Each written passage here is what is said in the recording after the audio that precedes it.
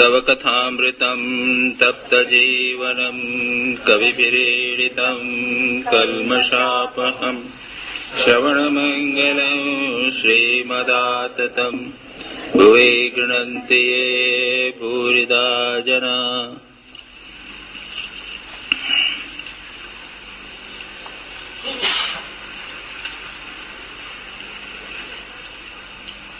परिच्छेद 6 दूसरा, कमल कुटीर में श्री रामकृष्ण और श्री केशव सेन। इसको पढ़ने के पहले, ये तो लास्ट सेक्शन है, आज यही खत्म समाप्ति हो जाएगा, यही प्लान हमने किया था। श्रीधर भाई ने इन द इंटरिम पीरियड, हमारा जो लंच ब्रेक हुआ, उसमें कुछ इम्पोर्टेंट क्वेश्चंस रेज किए थे और वो मैं समझता हूं कि वो यही डिस्कस करने चाहिए। एक तो ये दो प्रश्न थे। एक तो ये प्रश्न था कि जो आपने अभी बताया, एकांतवास करिए, संसार से दूर जाइए, निवृत्ति का मार्ग वगैरह है ना, तो ये बताया। तो ये दो बातें हैं। क्या ये स्वार्थपरता नहीं है, एक बात, और दूसरा क्या ये एस्केपिज्म नहीं है? दोनों संबंधित हैं। ये बहुत महत्वपूर्ण क्वेश्चंस हैं, इसको अच्छी तरह समझ लेना चाहिए। मैंने पहले ही कहा था कि मैं आप लोगों को, एक सेवा रूरल ग्रुप है जिसको मैं ये चीजें बातें हम कह रहे हैं। क्यों? आप लोगों ने सोसाइटी के लिए, समाज के लिए बहुत निस्वार्थ कार्य किया। आप जैसे कहते हैं ना, उत्तम अधिकारी हैं इस प्रकार की बात करने के। ठाकुर जो बात कर रहे हैं वो भी किसको कर रहे हैं? वो ऐसे गृहस्थों के लिए कर रहे हैं जो सदगृहस्थ हैं, जिन्होंने समाज के लिए बहुत सारा किया। शास्त्रों में जो ट्रेडिशनली जो ये बातें की जाती हैं, निवृत्ति की बात जब की जाती है, शंकराचार्य जब कहते हैं कि दो प्रकार के धर्म हैं, निवृत्ति लक्षण धर्म और प्रवृत्ति लक्षण धर्म। तो जो प्रवृत्ति लक्षण धर्म है उसमें पंच यज्ञों की बात है। ट्रेडिशनल बात कह रहा हूं समाज के लिए। तो उसमें एक गृहस्थ का कर्तव्य है कि वो समाज की सेवा करेगा। जो हमने कर्तव्य जो पढ़े उसमें दोनों हमने सब धर्म की बातें सब अभी कही थी। और उसमें वो ब्रह्म यज्ञ करेगा, स्वाध्याय करेगा, यानी परमात्मा का ध्यान जब करना है, परमात्मा से जो उसे प्राप्त हुआ है उसको वो विरिपे करेगा, वो ब्रह्म यज्ञ है, वो है स्वाध्याय। उसके बाद दूसरा है देव यज्ञ। तो वो करता था, जैसे आप अग्निहोत्र यज्ञ आदि करता था। तो देवताओं को रिपे करना, देवता हमें जो देते हैं वो। तीसरा था पितृयज्ञ, पितृयज्ञ तर्पण आदि। चौथा नृयज्ञ, मानवों की, तो वो अतिथि सेवा। उस जमाने में ऑर्गेनाइज सर्विस नहीं थी, प्रत्येक व्यक्ति अतिथि सेवा करता था। और कहानी है जो आपको जो दिया था उसमें, जो उसमें हमने पढ़ा नहीं, लेकिन उसमें है कि किस प्रकार से एक व्यक्ति अतिथि थे, वो 10 दिन तक खाया नहीं किसी ने, और उसके बाद में अतिथि आया, थोड़ी सी भिक्षा ब्राह्मण को मिली थी, वो उसको दे देता है और वो लोग सब के सब मर जाते हैं। और दूसरी कहानी है वो चिड़िया की है, पशु पक्षी हैं, उनके पास अतिथि आए, रात को बैठे हुए हैं, और उसमें वो चिड़ियाएं अपने आप को आहुति दे देते हैं उनके खाने के लिए। और एक सन्यासी है, वो सब कुछ छोड़ के जाता है। तो उन्होंने कहा each is great in his own place. एक सन्यासी है, वो राजकुमारी कहती है मैं और किसी से विवाह नहीं करूंगी, सन्यासी से करूंगी। और सन्यासी और राजा कहता है कि आधा राज्य मैं दे दूंगा, आप विवाह कर लीजिए। किसी से विवाह नहीं कर रही है, इतने वर्षों तक है आपको। वो कहता है कि मैं सन्यासी, मुझे क्या लेने देना। वहां त्याग का आदर्श दोनों जगह पे है, और गृहस्थ के लिए त्याग भी है और सेवा भी। तो वहां पर, और उसके बाद में है भूत यज्ञ, प्राणियों के यज्ञ। तो वो कीड़े मकोड़े के भी लिए दिया करते थे, गाय को रोटी, गाय को चारा देते थे, कुत्ते को रोटी देते थे। ये ट्रेडिशन। तो उस समय ऑर्गेनाइज्ड रूप से कोई सेवा नहीं होती थी। इस प्रकार से इंडिविजुअली व्यक्ति समाज को के प्रति अपना कर्तव्य निभाता था। और ऐसे व्यक्ति बाद में जाके सन्यासी बनते थे। त्याग कर दिया उन्होंने, पूरा त्याग करता है। ये उत्तम अधिकारी हैं। और ये सन्यासी जो है, जैसा कहा, त्याग का उच्चतम आदर्श वो बताते थे। तो आप लोगों को जब मैं ये बातें कह रहा हूं तो इसलिए कि आप लोग उत्तम श्रेष्ठ गृहस्थ हैं, और श्रेष्ठ गृहस्थ है तो मैं उसको थोड़ा सा एक हायर चीज देने का आता हूं। और जो व्यक्ति परमात्मा के लिए अपना सर्वस्व त्याग करता है वो स्वार्थ नहीं है, वो स्वार्थ नहीं। उसको हमारे सत्स्वरूपानंद जी कहा करते थे, is not selfishness, it is selfness as capital, as capital. मतलब हाईएस्ट प्रायकर का उच्चतम त्याग है और उच्चतम सेवा है।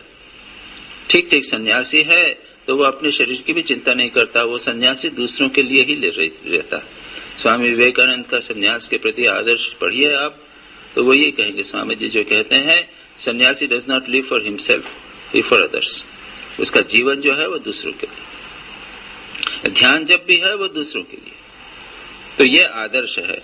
और यहाँ ठाकुर क्या कह रहे हैं? ठाकुर गृहस्थों के लिए कह रहे हैं, और सन्यासियों में श्री स्वामी विवेकानंद को भी उन्होंने कहा। स्वामी विवेकानंद ने कहा कि मैं अब ध्यान, मैं सब कुछ त्याग करके मैं समाधि में लीन रहना चाहता हूँ, निर्विकल्प समाधि, highest ideal, individual ideal. Shri Ramakrishna ने कहा था कि तेरी हड्डियां काम करेंगी। स्वामी विवेकानंद ने अपने गुरु भाइयों को लगाया कि तुम करो। लेकिन याद रखिए, ये जिस बात की चर्चा हम कर रहे हैं श्री रामकृष्ण वचनामृत की, ये है अध्यात्म। अध्यात्म का अर्थ है सेल्फ रियलाइजेशन, आत्म साक्षात्कार। जीवन का हाईएस्ट आदर्श ये रखा गया है, ईश्वर दर्शन जीवन का उद्देश्य है। स्वामी विवेकानंद भी वही कहते हैं, हमारे सारे उपनिषद यही कहते।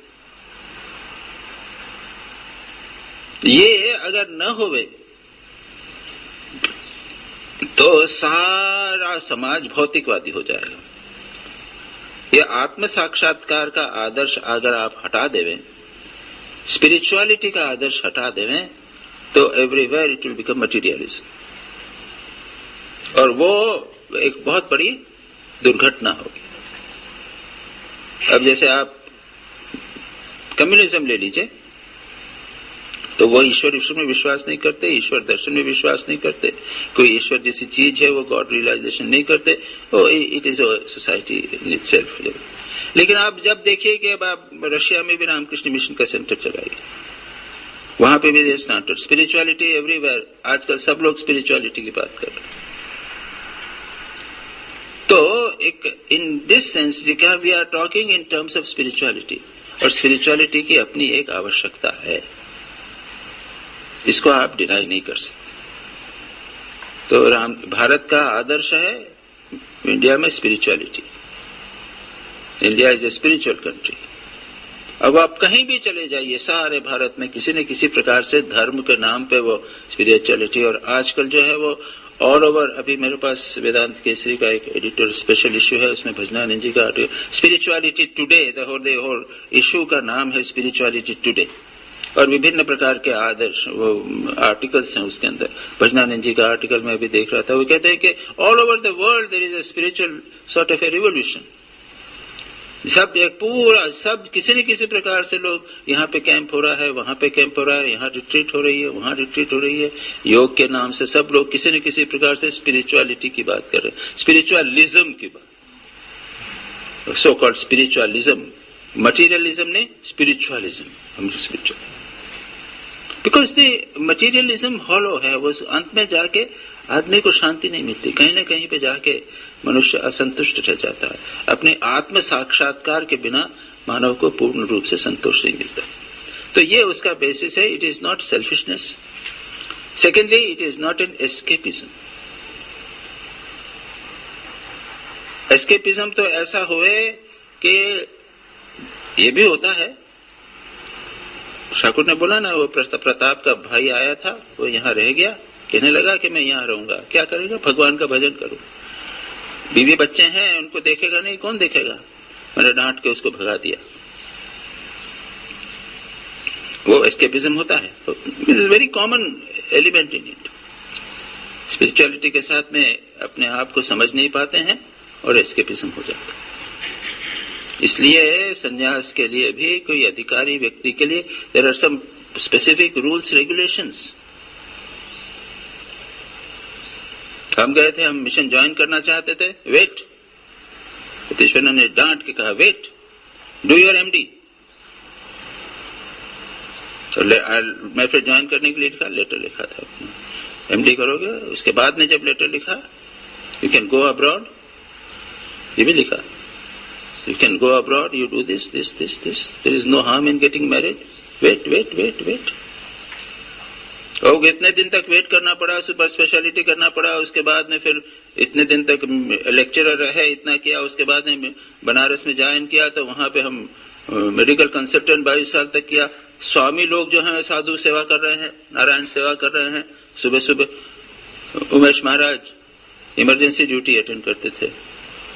तो और बन बिहारी महाराज का नाम सुना होगा, मुक्तानंद जी हो, जो इंदौर में जाके वो सुबह से 8 बजे से जाके और 12-1 बजे तक ड्रेसिंग किया करते थे। खड़े खड़े उनकी नीज जो है वो स्टिफ हो गई थी, उसके बाद में वो बेंड नहीं कर पाते थे, तो इतनी ऊंची खटिया बनाई थी, उससे बटक से रखते थे, तो एक आदमी उनके पैर ऊंचा ऐसे कर देता था, करते। तो उमेश महाराज दूसरे हैं योगीशानंद जी, वो आउटडोर में ड्रेसिंग करते थे और इमरजेंसीज जो आती थी वो अटेंड करते थे। इमरजेंसी यानी कोई एक्सीडेंट आ गया, तो एक दिन संडे को बड़ा मजा आया। एक दिन सारे संडे था, आउटडोर बंद है, सारा दिन कोई वो नहीं आया। उमेश महाराज कहने लगे, अशोक अरे आज तो सारा दिन कोई इमरजेंसी नहीं आई, मैं कुछ नहीं करा गया ना, आज मैंने रोगी नारायण की सेवा ही नहीं कर पाया, आज रोगी नारायण की सेवा नहीं कर। इतने में वो वहां का बाहर का प्यून आ कहता, महाराज एक इमरजेंसी आई है। इतने खुश हुए कि बस गए, चलो वो आउटडोर ड्रेसिंग रूम खोलेंगे और स्टिच होगा, कुछ लगेगा, चोट लगा, इधर अंडरस्टैंड समझ वो सीख लिया था, उसको स्टिच करेंगे। वो सब ऑटोक्लेव सब चीजें तैयार रहती थी। उठ के लगे किया, जाओ, वो अपने रजिस्टर में नोट कर लिया, क्या नाम है, कितने बजे किया, जाओ। नो आजकल को जाओगे तो 100 रुपया 500 रुपया लग जाएगा, नथिंग, जाओ हो गया। और ये दवाई ले लेना, कोई सल्फाडाइजिन या कुछ ऐसा कुछ ले लेता ना, या करना, या फिर सुबह आ जाएगा स्वामी जी उधर आउटडोर में बता देना, बस जाओ।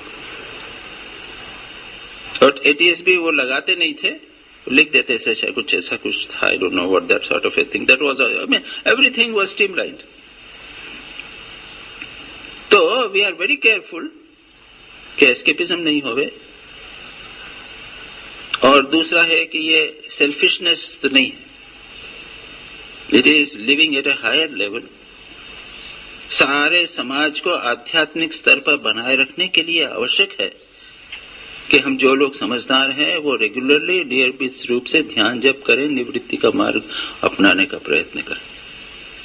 और ठाकुर तो यहां तक दूसरी बात कहते हैं, अरे ईश्वर दर्शन में बहुत आनंद है, और ये आनंद की चर्चा जितने शास्त्र हैं वो सब करते हैं, हमारे उपनिषद वगैरह करते हैं। तो ये दो मैंने बताया।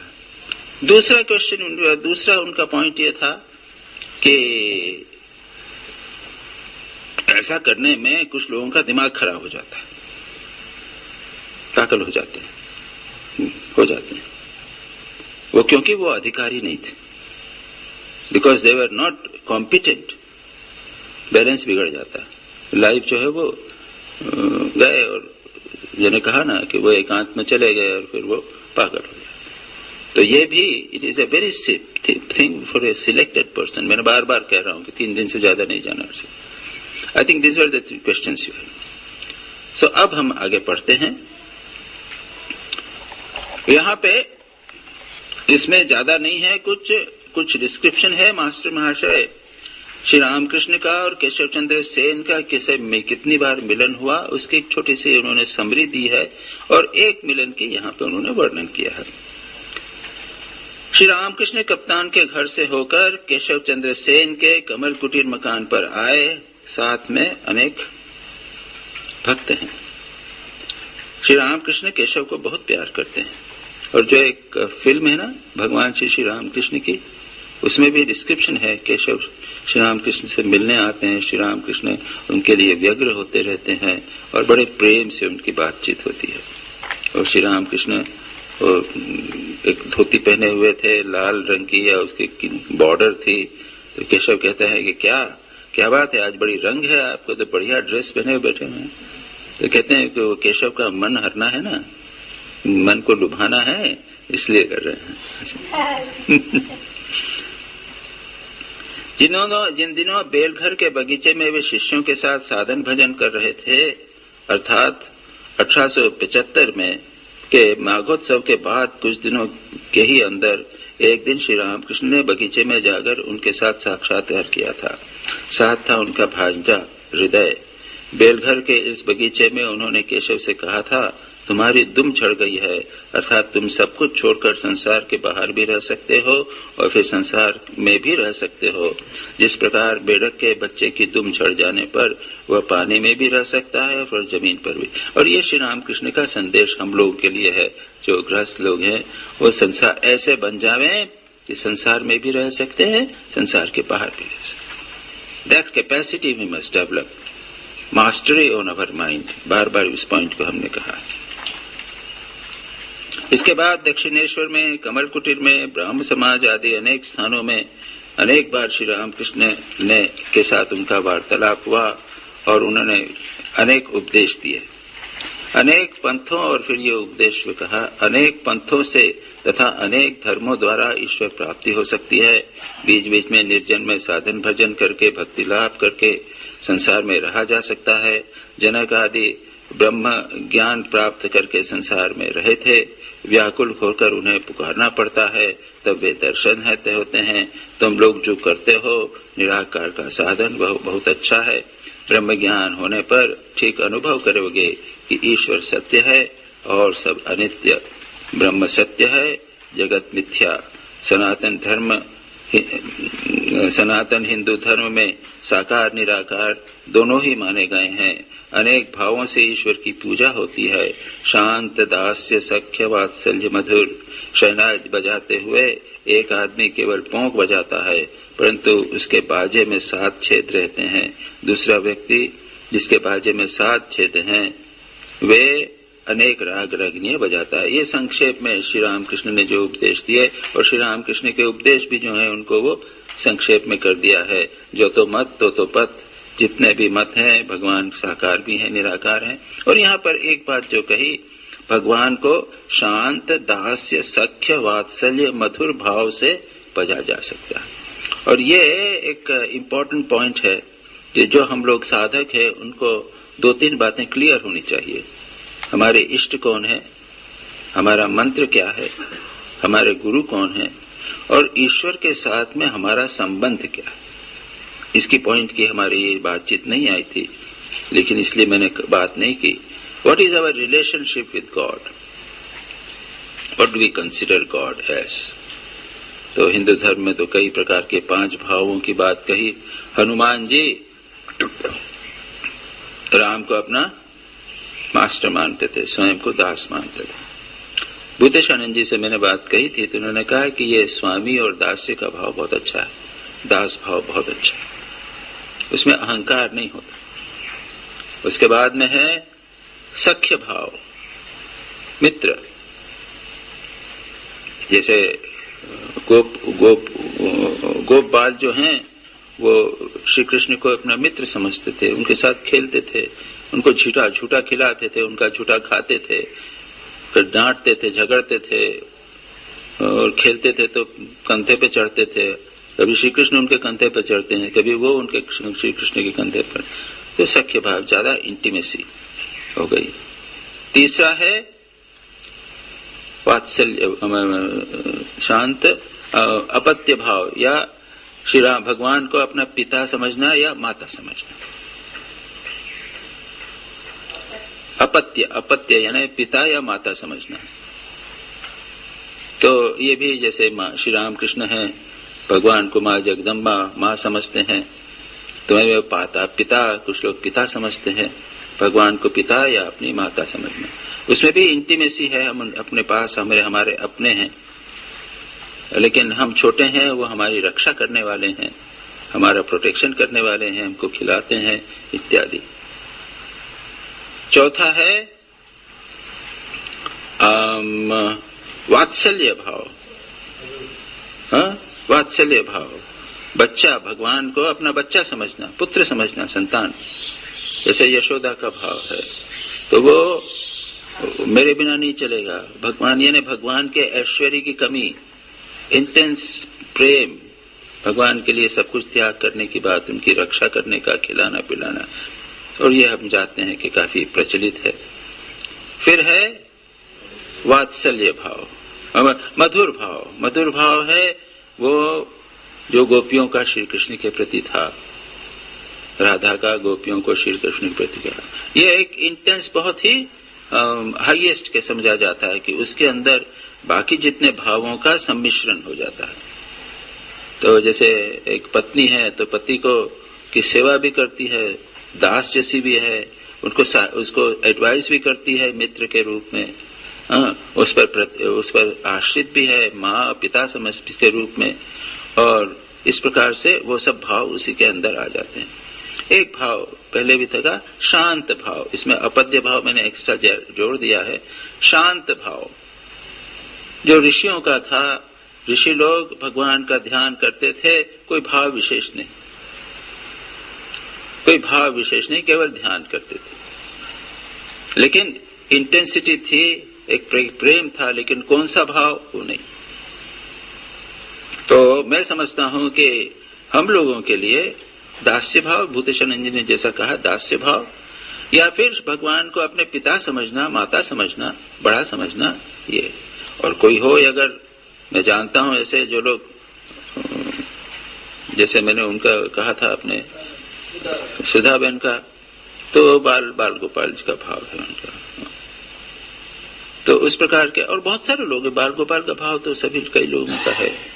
वृंदावन में आप जाओ तो बाल गोपाल के भाव हैं, बड़ी सुंदर सुंदर कहानियां वगैरह हैं लोगों की।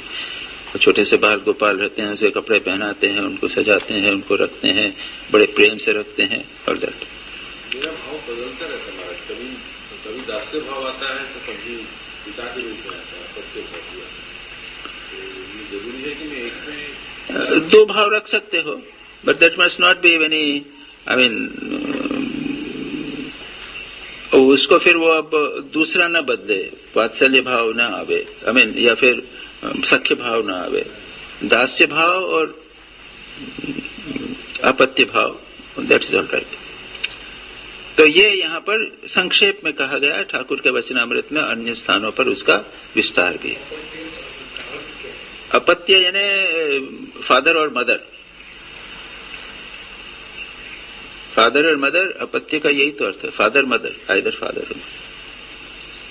तो ये ठाकुर ने यहाँ पर कहा, इसका पहले जो किया था यहाँ पे इसका रिकॉर्ड नहीं, मास्टर महाशय संक्षेप में उसको यहाँ पर कहते हैं।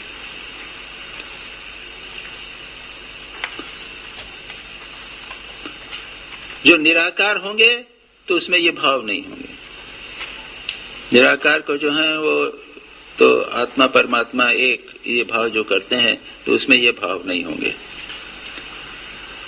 अब श्री रामकृष्ण कहते हैं, तुम लोग साकार को नहीं मानते, इसमें कोई हानि नहीं, निराकार में निष्ठा रहने से भी हो सकता है, परंतु साकारवादियों के केवल प्रेम के आकर्षण को लेना। वैसे जो निराकार भी हैं, तो जब निर्गुण निराकार हुए तो भाव नहीं हो सकता, लेकिन जब सगुण निराकार हुए तो उसके साथ में ये भाव रह सकते हैं। जैसे क्रिश्चियंस, इस्लाम, तो निराकार को मानते, लेकिन अल्लाह जो है वो हमारा कंट्रोलर है, मालिक है। वो राबिया कहती है कि मैं तो उसकी दासी हूं, और कुछ लोग कहते हैं वो आपको कहीं जगह पे वो अपने वो भी है, अपने सोलोमन जो है वो अपने आप को पत्नी समझता है भगवान। तो क्रिश्चियनिटी में ये इतने सारे भाव नहीं है, लेकिन अपने भगवान को या तो मास्टर मानना ये है, और अपने को स्पाउस मानना ये भी है, जीसस क्राइस्ट की स्पाउस। तो ये भाव भी हैं कुछ कुछ, क्या ज्यादा मुझे इसके बारे में नहीं मालूम है। जैनिज्म में शांत भाव,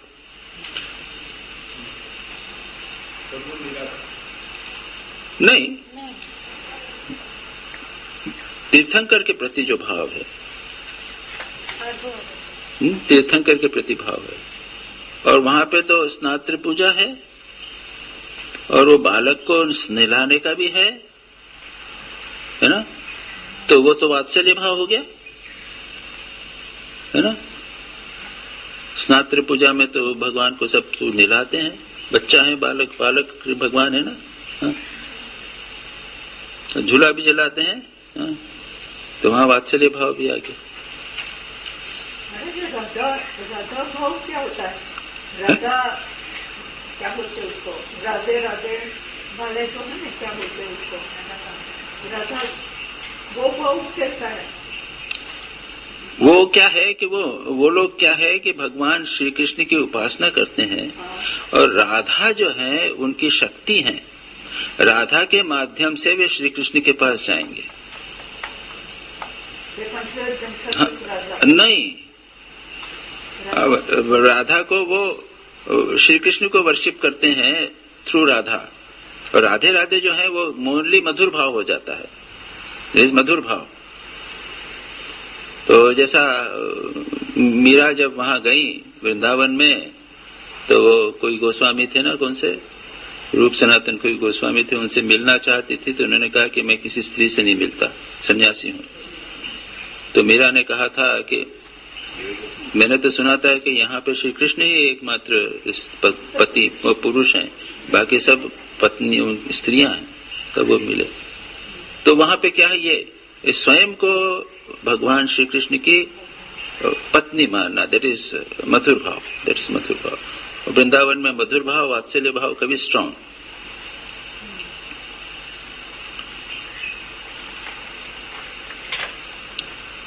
सकार तो क्या निराकारवादी हो तो ठीक है, दैट्स ऑलराइट, लेकिन साकारवादियों के केवल प्रेम के आकर्षण को लेना, मां कहकर उन्हें पुकारने से भक्ति प्रेम और भी बढ़ जाता है। कभी दास्य, कभी सख्य, कभी वात्सल्य, कभी मधुर भाव, तो ठाकुर अप्रूव करते हैं। लेकिन ये सब भाव फिर भगवान के साथ, कोई कामना नहीं, मैं उन्हें प्यार करता हूं, यह बहुत अच्छा भाव, ये शांत भाव।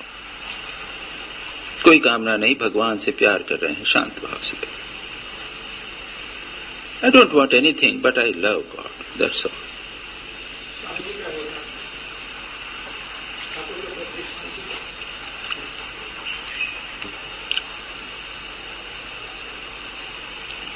ठाकुर के प्रति स्वामी जी का क्या भाव था?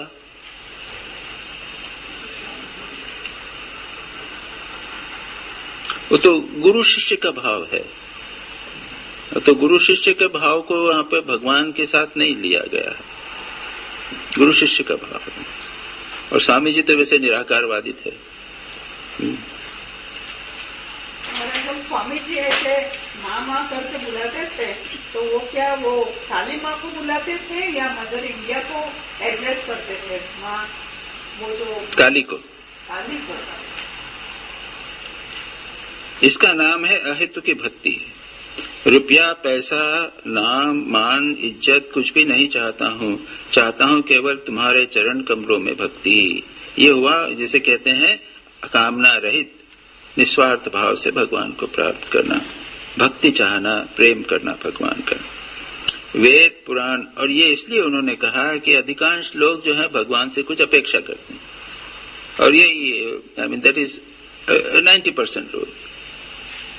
एग्जामिनेशन आ गया तो फेल करते हैं, दादू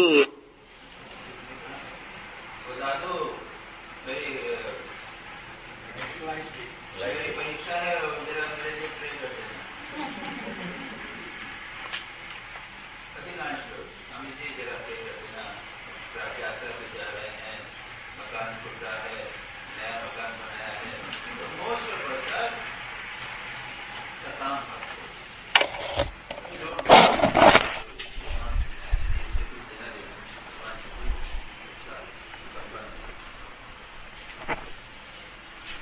वेद पुराण तंत्र में एक ईश्वर की बात है, यहाँ भक्ति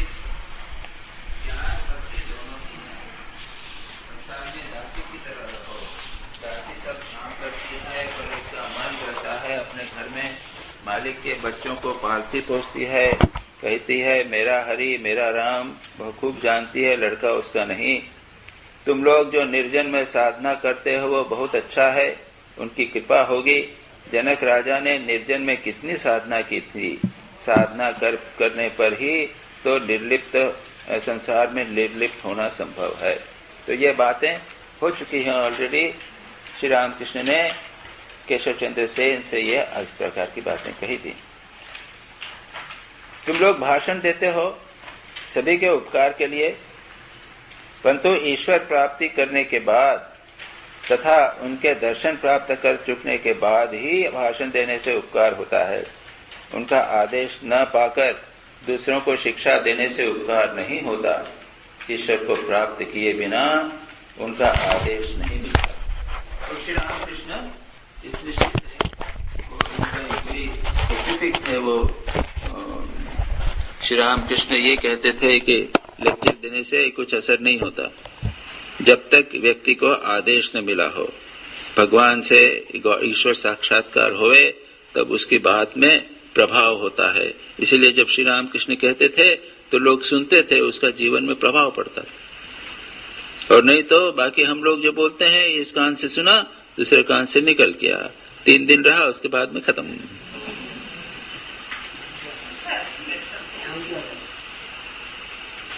क्योंकि हमको कहाँ ईश्वर दर्शन हुआ, हमको कोई आदेश थोड़ी प्राप्त हुआ है।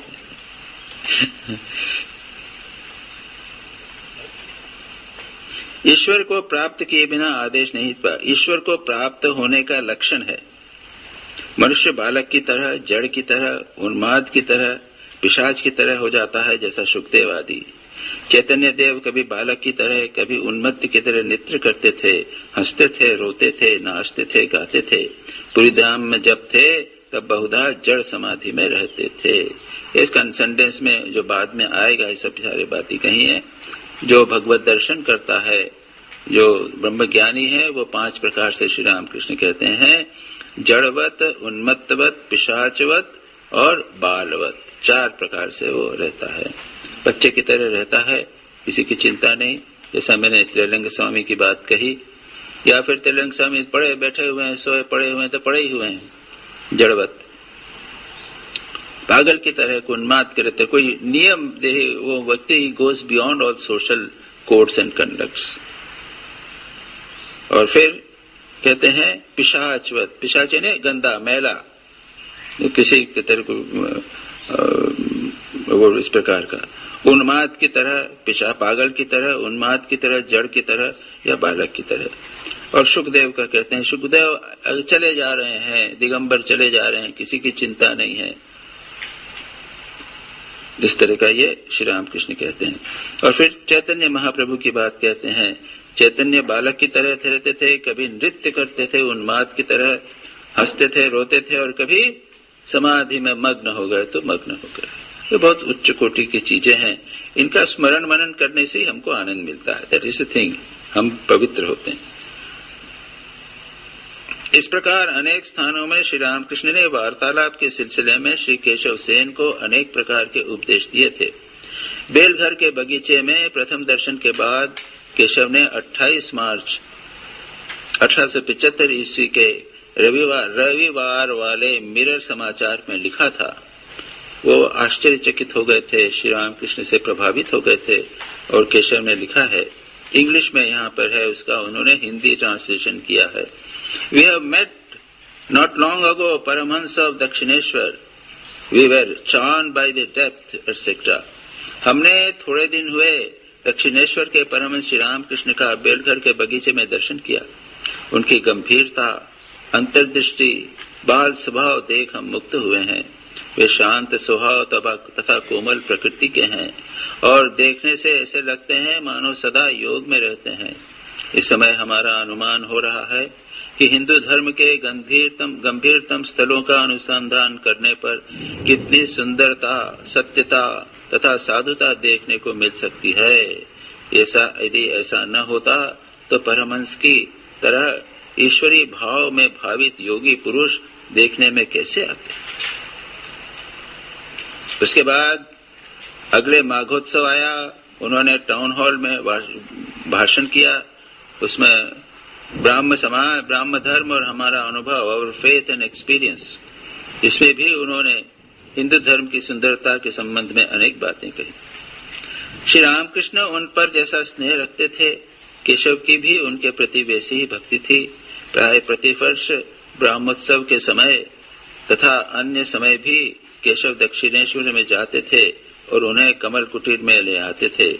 कभी कभी अकेले कमल कुटीर के दूसरे मंजिले पर अंतरंग उपासना घर में उन्हें परम अंतरंग मानते हुए भक्ति के साथ ले जाते तथा एकांत में ईश्वर पूजा और आनंद मनाते थे। इसके बाद में और भी वर्णन है, बहुत सारी छोटी छोटी जो डिस्क्रिप्शंस हैं वो हैं।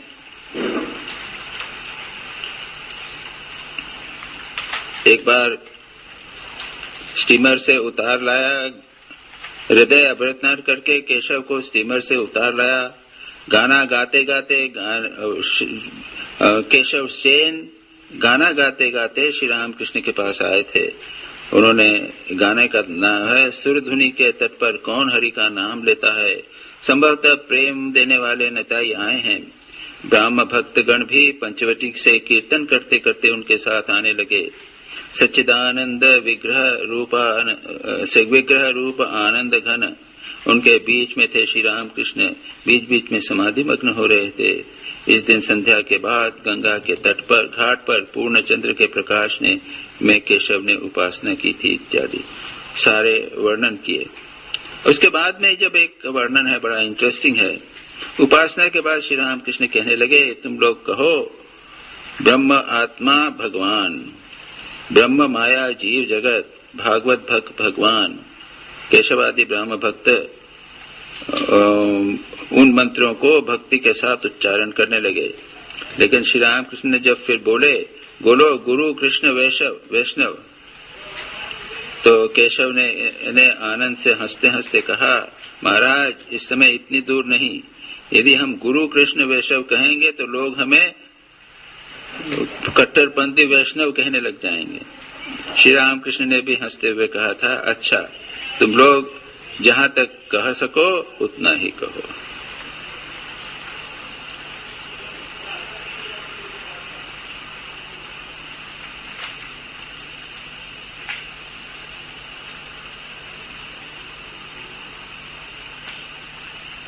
फिर केशव बाबू से जब उन्होंने प्रश्न किया था राम और मनोमोहन ने, तब उन्होंने कहा था दक्षिणेश्वर के परमहंस साधारण व्यक्ति नहीं है। इस समय पृथ्वी भर में इतना महान व्यक्ति दूसरा कोई नहीं है।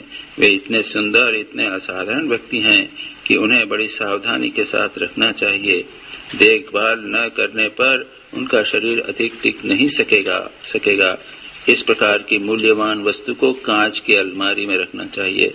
श्री रामकृष्ण के संबंध में केशव की ये धारणा थी। और उसके बाद में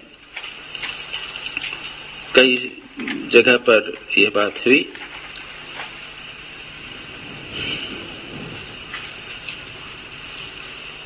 बात कही है इस समय पृथ्वी पर इतना महान व्यक्ति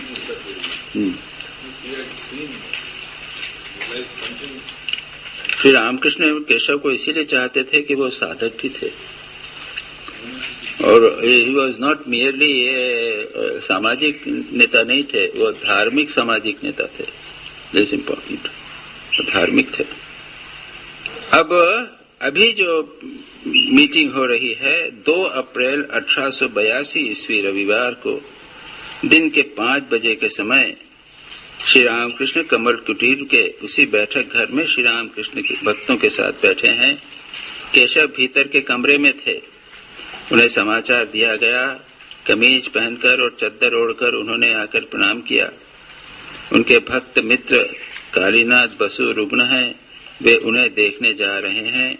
श्री रामकृष्ण आए हैं, इसलिए केशव नहीं जा सके। वो किसे मिलने जा रहे थे, देखने जा रहे थे, लेकिन अब श्री रामकृष्ण आए हैं तो अब जाना उसने कैंसिल किया। तुम्हें बहुत काम करना पड़ता है, फिर अखबार में भी लिखना पड़ता है, वहां दक्षिणेश्वर जाने का अवसर नहीं रहता, इसलिए मैं ही तुम्हें देखने आया हूँ। तुम्हारी तबीयत ठीक नहीं, यह जानकर नारियल शक्कर की मन्नत की थी। माँ से कहा था, माँ यदि केशव को कुछ हो जाए तो फिर कलकत्ता जाकर किसके साथ बातचीत करूंगा। ये एक हम लोगों के लिए कोई समस्या नहीं है, क्योंकि हम उस लेवल पे बात नहीं करते। लेकिन श्री रामकृष्ण तो भगवान के सिवा और कोई बात नहीं करेंगे, और अगर कोई ऐसा व्यक्ति न होवे किससे बात करें तो क्या होगा। श्री रामकृष्ण जब सिद्ध हो गए उसके बाद में माँ जगदम्बा के पास जा जाके पुकारते थे, रोते थे, वो कहते थे, माँ मैं किससे बात करूं, मैं अकेला हूं, किसी को भेजो। फिर माँ ने, जगदम्बा ने उन्हें बताया कुछ आएंगे, भक्त आएंगे।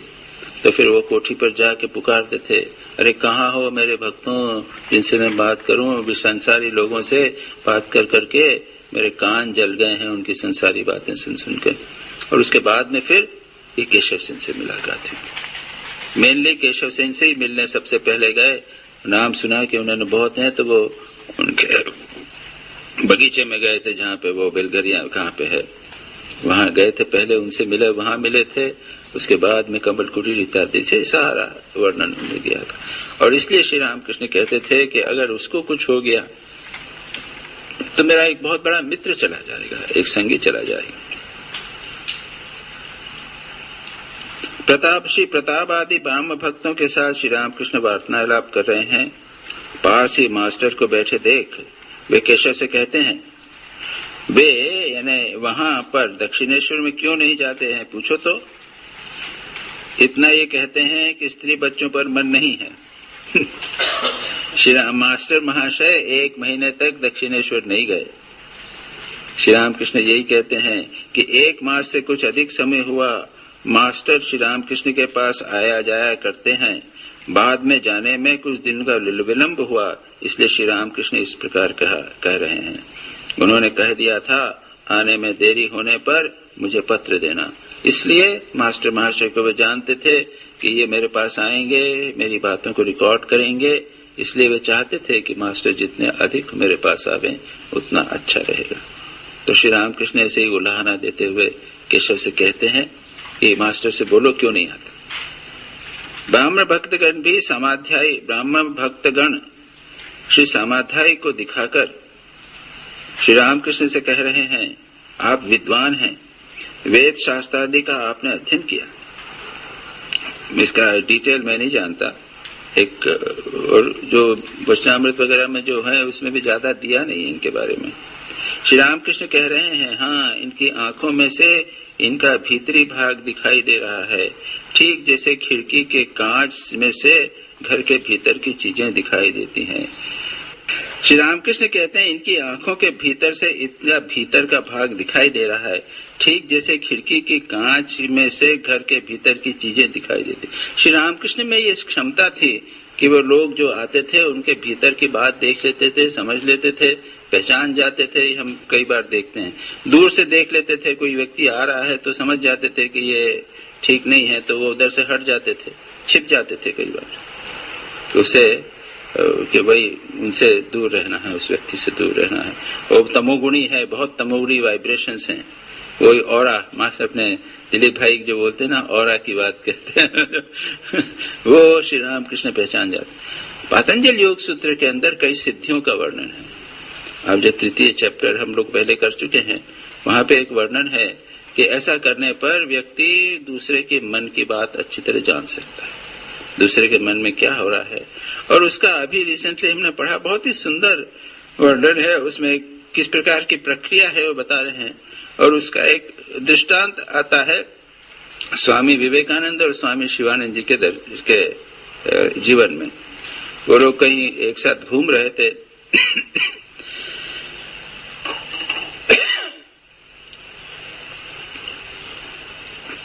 तो एक व्यक्ति ने स्वामी शिवानंद जी से कहा कि क्या आप लोग तो सन्यासी हैं, साधु हैं, तपस्वी हैं, साधक हैं, क्या आप हमारे मन की बात जान सकते हैं।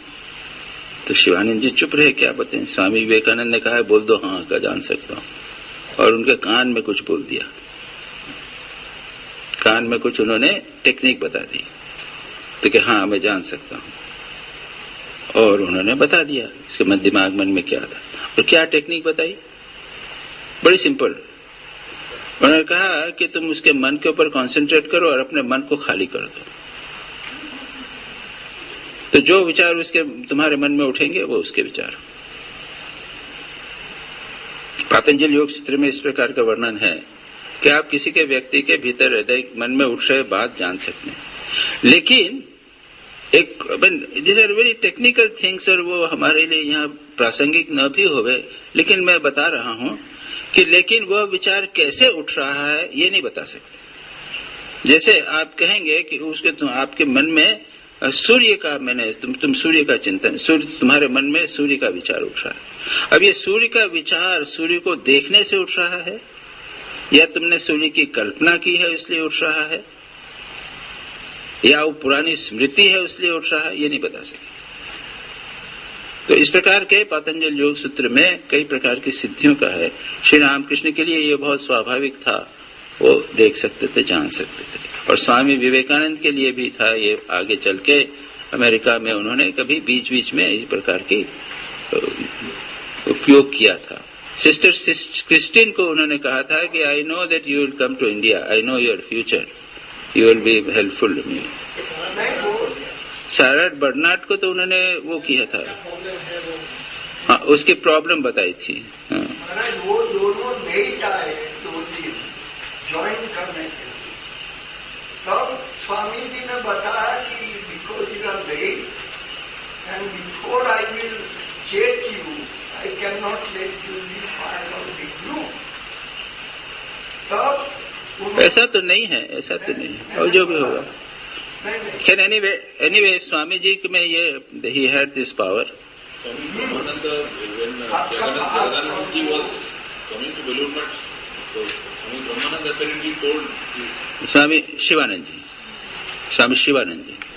शिवानंद जी कहा कि ही इज कमिंग, रोहित। और ब्रह्मानंद जी भी पता लगा लेते थे, अपने देख के ही पता लगा लेते ये मेरा डिसाइपल होने वाला है सच। तो ये तो चीजें कई लोगों को इसके ये होती थी। यहाँ पर श्री रामकृष्ण कहते हैं कि इनके आंखों का भीतरी भाग दिखाई दे रहा है, ठीक है।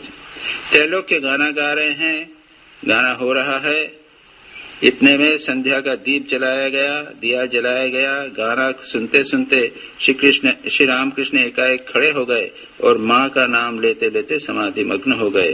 कुछ स्वस्थ होकर स्वयं ही कीर्तन करते करते गाना गाने लगे, जिसका आशय यह है। ये त्रैलोक के नाथ संन्याल बहुत अच्छे गायक थे और श्री रामकृष्ण उनके गाने बहुत पसंद करते थे, उनके गाने बहुत पसंद करते थे। वो कहते थे कि इनका गाना बिल्कुल ठीक ठीक है, भले वो ब्राह्मण समाज के थे लेकिन बहुत अच्छे गाने गाते। श्री रामकृष्ण को बहुत पसंद थे। अब श्री रामकृष्ण गान करते हैं, मैं सुरापान नहीं करता, जय काली कहता हुआ सुधा का पान करता हूँ। वह सुधा मुझे इतना मतवाला बना देती है कि लोग मुझे नशाखोर कहते हैं। गुरुजी का दिया हुआ गुड़ लेकर उसमें प्रवृत्ति का मसाला मिलाकर ज्ञान रूपी कलार उससे शराब बनाता है और मेरा मतवाला मन उसे मूल मंत्र रूपी बोतल में से पीता है। पीने के लिए तारा कहकर मैं उसे शुद्ध कर लेता हूँ। राम प्रसाद कहता है कि ऐसी शराब पीने पर धर्म अर्थादि चतुर्थ वर्ग की प्राप्ति होती है। ये इसको कई जगह पे ये आया है और ठाकुर ने जब उसको कहा अपने उसको जिह्वा पर लिख दिया था दाना काली कालीपद घोष को, तो वो बिल्कुल भाव विभोर शराब के नशे में जैसा हो गया। तो इसका वर्णन कई स्थानों पर आता है। इवन कि आध्यात्मिक जीवन में भगवान का नाम लेने में मन तन्मय हो जाता है, नशा जैसा आता है। कबीर के भजनों में भी बात आती है, जैसे एक है भजन है मेरे को बड़ा अच्छा लगता है, मन मस्त हुआ अब क्यों बोले, पाया हीरा गांठ गठियाया, बार बार वाको क्यों खोले। भरी कलारी हुई मतवाली, पी गई मदिरा बिन तोले। और फिर हंसा पाया मान सरोवर, ताल तलैया क्यों डोले। इस प्रकार का है कि जब हीरा एक बार पा लिया है तो बार बार उसको क्यों खोलना। उसको बांध के अपनी गठरी में रखना चाहिए। इस प्रकार की बात वहाँ पे वो बार बार कहते हैं। और वहीं कई जगह पे है ये भगवान को, ये भगवत भक्ति नाम को, इसको प्रेम को एक मतवाली अपने इसके कविता इंटॉक्सिकेशन के साथ में इसको लेते हैं। अगर रस आने लग जावे तो हो जाता है, सचमुच होता है। कितने ही लोग हैं, संतों में कई लोग हैं वो भगवान के नाम में तन्मय रहते थे। और श्री राम कृष्ण यही कहते हैं, और उसमें एक प्रोसेस बताई है। महाराज ये चतुर्वर्ग क्या होता है? धर्म अर्थ काम मोक्ष आ जाते हैं, सब मिल जाते हैं। गुरुजी का दिया हुआ गुड़ लेकर उसमें प्रवृत्ति का मसाला मिलाकर ज्ञान रूपी कलार उससे शराब बनाता है। जैसे गुड़ से शराब बनती है ना, तो उसमें कुछ मिलाकर उसको पड़ा रखना पड़ेगा, सड़ाना पड़ेगा, उसके बाद में उसमें से शराब निकलेगी। उसी प्रकार ज्ञान रूपी कलार गुरु ने दिया है मंत्र, और उसमें प्रवृत्ति आध्यात्मिक साधना का रूप मिलाकर ज्ञान के साथ में शराब बनाता है। और मेरा मत वाला मन उसे मूल मंत्र रूपी बोतल में से पीता है। अब वो कैसे सब किया है, मिलाया है, कहना मुश्किल है। पीने के पहले तारा कहकर मैं उसे शुद्ध कर लेता हूँ। तारा यानी माँ जगदम्बा का नाम, देवी का नाम, माँ का नाम है। और तारा मंत्र से उसको मैं शुद्ध कर लेता हूँ। राम प्रसाद कहता है कि ऐसी शराब पीने पर धर्म अर्थ है ना, ये देखो धर्म अर्थ आए ना, तो उसके बाद धर्म अर्थ काम मोक्ष चारों। श्री केशव को श्री रामकृष्ण स्नेहपूर्ण नेत्रों से देख रहे हैं, मानो अपने निजी हैं, और मानो भयभीत हो रहे हैं कि कहीं केशव किसी दूसरे के अर्थात संसार के न बन जाएं। उनकी ओर ताकते हुए श्री रामकृष्ण फिर गाना आरंभ किया, जिसका भावार्थ इस प्रकार है। अब ये जो चीजें हैं श्री रामकृष्ण का, हम लोग जो मिस करते हैं वो श्री रामकृष्ण के भजन कैसे गाते होंगे। अभी आजकल भी हमें कैसेट्स मिलते हैं, अपने सर्वगानंद जी के अच्छे कैसेट्स हैं, वो पुराने गाने वगैरह उन्होंने सब गाए हैं। अब वो उसको लेके संतोष करना पड़ेगा हम लोगों को। वो तो वहां पे तो कुछ नहीं, केवल मृदंग के साथ गाया करते थे, कोई सितार भी नहीं था, तानपुरा भी नहीं। तानपुरा कभी कभी रहता था। श्री रामकृष्ण ठाकुर जो है, वो नरेंद्र जो है, वो तानपुरा बांधते थे। तानपुरा तो ठाकुर कहता है क्या टिनन टिनन करता है, आज तानपुरा बांधेगा कल गाएगा। और नरेंद्र क्या कहते हैं कि नहीं समझते नहीं है, इसलिए इस तरीका कहते हैं। तो कहते हैं कि उड़ा दिया, उनको सबको उड़ा दिया। उनका के सब ठीक ठाक परफेक्ट करना चाहते हैं। अब श्री रामकृष्ण गा रहे हैं, और ये श्री रामकृष्ण जो गा रहे हैं तो कोई तानपुरा नहीं है, हारमोनियम भी नहीं, और इतना मधुर गाना गाते थे। बात करने से डरती हूँ, न करने से डरती हूँ, हे राधे मन में संदेह होता है कि तुम जैसी निधि को गंवा न बैठूं। हम तुम्हें वह मंत्र बतलाती हैं जिससे हम विपत्ति से पार हो गई हैं, और जो लोगों को भी विपत्ति से पार कर देती हैं। अब तुम्हारी जैसी इच्छा। ये एक बड़ा सिंप्लीफाई कर दिया है, बांग्ला में वो बड़ा अच्छा है। हमने एक मंत्र बताया है, और अब तुम्हारा मन तोड़।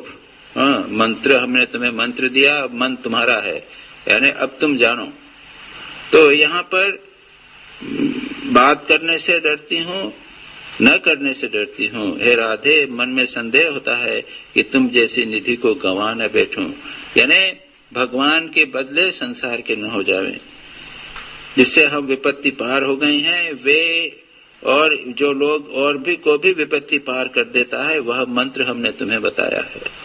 अब तुम्हारी जैसी इच्छा, अर्थात सब कुछ छोड़ भगवान को पुकारो।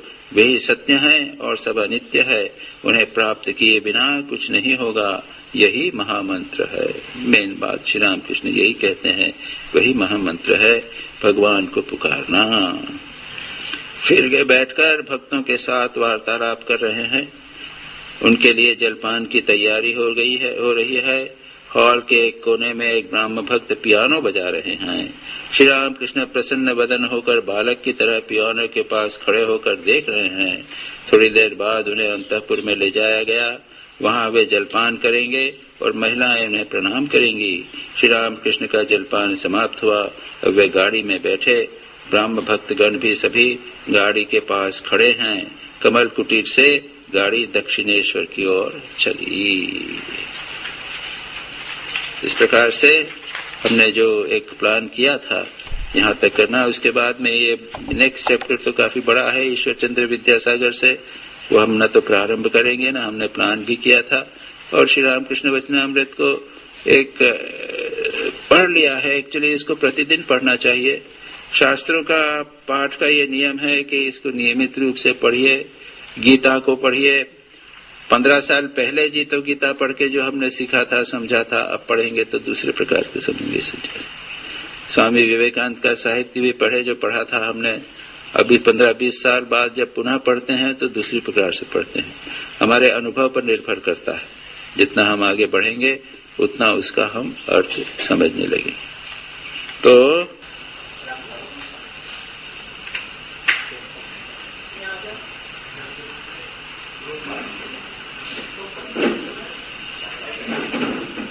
फिर इसके बाद क्लास नहीं होगा, सेशन एंड।